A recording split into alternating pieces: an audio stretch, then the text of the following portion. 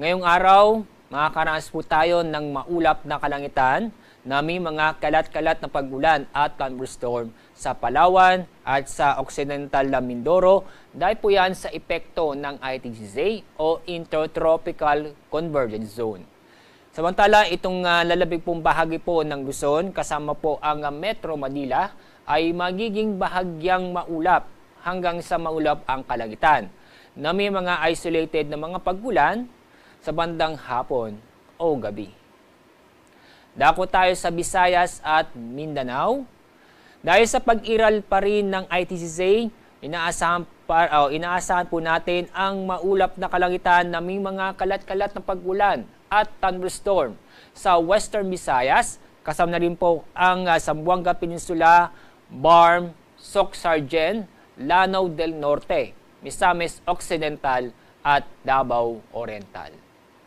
Samantala, ito pong lalabing pong bahagi po ng Visayas at ganin din po sa lalabing bahagi po ng Mindanao ay magiging bahagyang maulap hanggang sa maulap ang kalangitan na may mga isolated na mga pag-ulan. Itong mga pag-ulan ito ay kadalasan sa hapon o sa gabi. At yung makikita, halos buong bansa ay nakakaranas po tayo ng maulap na kalangitan dahil sa Intertropical Convergence Zone o ITGZ. Itong ITGZ ay magpapatuloy ang epekto nito bukas. Kaya bukas, makakaasa pa rin o makakaranas pa rin ng maulap na kalangitan na may mga kalat-kalat ng pag-ulan at thunderstorm sa Palawan, Occidental Mindoro, Western Visayas, Zamboanga Peninsula, Soc-Sargen at Barm. Ibig sabihin, itong mga lugar po nasa kanlurang bahagi ng ating bansa ay makakaranas ng mga kalat-kalat na pag-ulan.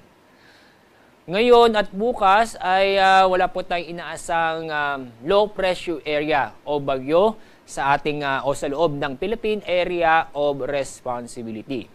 At ngayong araw, wala po tayong gale warning.